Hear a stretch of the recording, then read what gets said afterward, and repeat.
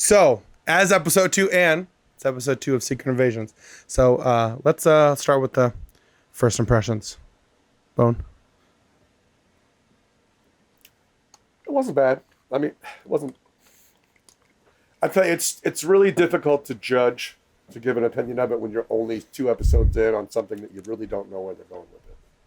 But I would say that if it stands on its own, it's not bad. Mm-hmm. Drake? I really liked the flashback scene at the beginning and how they kind of it filled in some story part that was lacking from the Captain Marvel movie. It kind of gave you some background. I really liked it. I like this episode better than the first episode, and I'm trending toward it's there's some things that took place that I really liked, and I have a couple questions, but a first impression, I'm getting more vested in it as we go. It was a little slow. Not much action in it. To me it's kind of, it's like it's not bad. I'm not super drastically into it. You know, I mean, I like the information. It's like I'll watch it, and there's information and exposition, and you're learning these things. But I don't really have a lot of emotional ties, and not a lot is at stake to me. I'm not really mesmerized. It isn't really massively getting my attention. It's enough because I'm into world building and I'm into story. So it's enough that I'll follow the storyline and I'll follow the world building and see. And I'm definitely going all the way to see where they go, unless the third one just drops the thing. Even if it does, I'll watch the whole thing. I watched all of Kenobi, and with hopes too. But overall, it's moving pretty. It's moving pretty slowly, and it's not really captivating a lot of attention to me. On that, I would agree that it is moving slow, but there were things that took place with dialogue and between characters and the information that you gathered about some things in the episode that I really liked, that got me wow, okay, this is on a way bigger scale than that first episode led you to believe. Right. No, I definitely did appreciate that.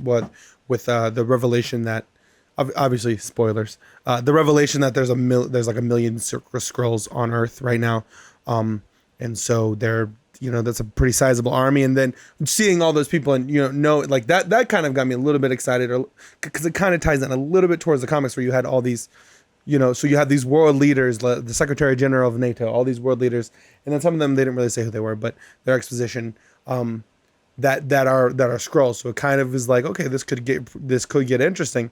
But then they're keeping it to be like this Nick Fury's war. And when you look at, it's only 2 episodes in, but when you look at 2 episodes, you're going, yeah, but what is he doing? What is he doing though? It's Nick Fury's war, and he's like, this is my war, and don't bring the Avengers in. But what are you doing, Nick? You're talking to a bunch of people a bunch of times. You keep talking and keep talking. It makes me wonder I will just wonder if he's faking it. If he's faking his old age, if he's over-exaggerating his old age, if it's part of his larger plan. I mean, I just would hope that it really does seem to be that. Because why would he do all the stuff that he's doing? Yeah, but if you watch it, right? Because this kind of goes back to pointing what you were saying in the last podcast when we were talking about episode 1.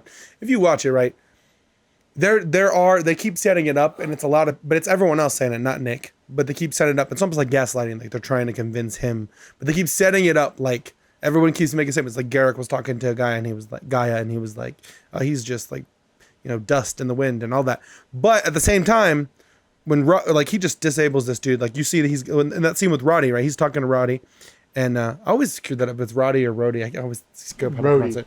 He's talking to Rhodey. He's talking about James Rhodes, and I say Roddy, Roddy Piper. He's talking about to Rhodey, and they have this really cool, interesting dialogue, and then the guy comes and he just he incapacitates the dude with ease. So it's not. He shows that he's not as that old guy, and then he says, that was a cool moment where he goes, "Listen, I'm Nick Fury, man." This is kind of his point. He's trying to say, everyone's trying to say, Nick, you're too old, you're out of the game, and he's saying, don't you I'm Nick Fury. When I'm out of the game, I'm still in the game. It doesn't matter. I thought that was a cool part. I've heard some people kind of dog that part, but I liked it. But I think it's I just don't understand why this person. They've been through so much together. What's his War Machine? Why is War Machine dogging Nick Fury? Is War Machine a Skrull? Yeah, but War Machine wasn't necessarily super tight. And then the thing, so that's another question. But the thing about that is really, and I was watching some commentary on it, is really, and we don't, everything's kind of up in there because if you take like Everett Ross, I think we can kind of, I'm thinking if you put together the first scene and the first episode with Black Panther, I think you put together that Everett Ross is him because he got arrested, and in the end of Black Panther, like the general for the Dora Milaje breaks him out and takes him assumably to Wakanda. But then we jump to the Skrulls, and the Skrull opposing Everett Ross is working in for Shield, but he's being indicted for being a traitor to his government. So I would assume, like I'm going to assume that like the real Everett Ross is still in Black Panther. It kind of almost would seem that way. So we don't know where people and when people were replaced and how that's all going. Or he may have been like replaced in Black Panther, and then after he was in Black Panther and he's in one of the pods, because they're not saying that those people are dead. But the thing people were talking about, if Rhodey is, I said that right at that time, right? If he's a Skrull, that like there would be an upheaval to because that would kind of just kill the whole heartbreaking scene at the end of Endgame, which is one of the biggest movies in history, when Tony dies, and they have that whole heartbreaking scene where he sees Tony die. If they were to, if they're not saying that they would, because as I said, it's very gray as to where he was taken. But if they were to do that and kind of just it was a Skrull in that scene, a lot of fans would not really appreciate that. I don't think that this goes all the way back to Endgame. I don't know. I don't. That was like I think this is something that's transpired after Endgame, because that's even what the one Skrull in the train, when he's talking to Nick in the train, he's like, you were gone after the snap, you were gone. But then when you came back, you went straight to your space station, and there was no talking to you. It's like, what was I supposed to do with my people?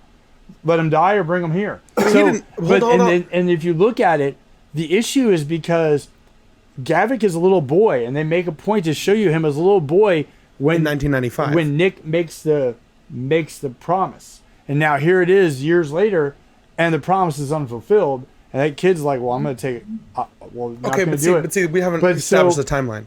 Well, I get that. I totally get that. But we haven't established the timeline, or the timeline hasn't been established. The timeline.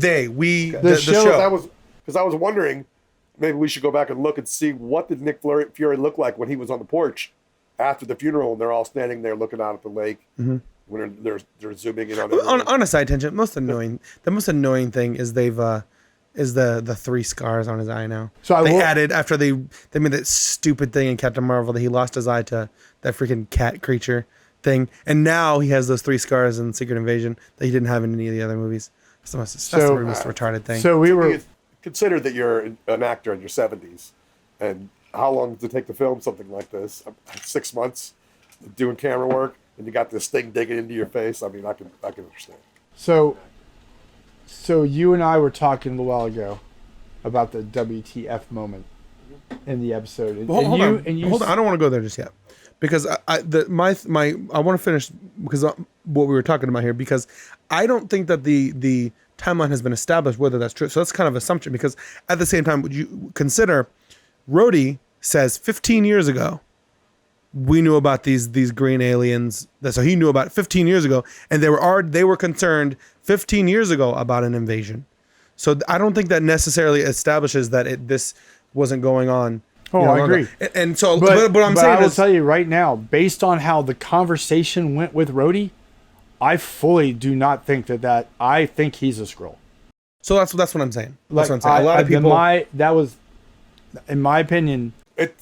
But see, you could lead someone down a false path. So because he might subvert expectations. He might just be a jerk now. He's working in politics, and it seems to me that it's because you could play it 2 ways, right? He rejects, rebuffs his request to help, and that makes him a Skrull, or he's just being a jerk. Right. So it's like, and then the other thing we have to understand and consider is it's not Skrulls versus humans either.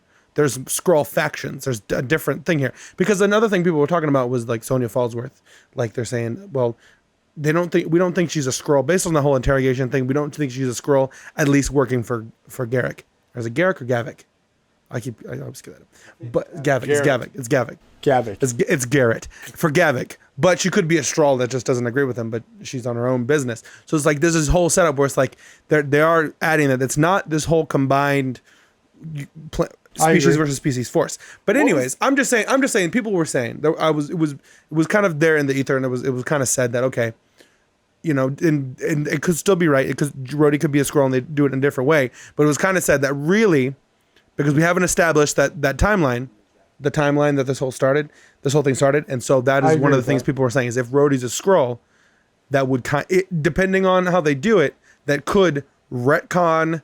And I don't that scene, and I don't think a lot of fans would appreciate that, and so I don't think that they would have done it that way. I want to ask a question real quick. I would like to know what the Russian guy is doing with the Skrull in the chair. Is he like trying to roll his head into like a piece of, you know, a flat piece of dough or something? It's like he's holding it up against his head. It's like, what is he doing? I was like, okay, has anyone the writers, have they ever watched the film before? Have they ever seen how you do bad things to people? It's like, I can't get anything out of him. I got a pencil on his face. I can't get anything out of him. You know, this I'm like trying to roll it out of him with this roller. It's like that's always a thing too. It's like it's always there's the beat up scene and then there's the surgical torture, and it's like, wouldn't you already just jump to the surgical torture and assume that beating this guy isn't going to get anywhere? But all right. So let's jump to the WTF moments. WTF moments.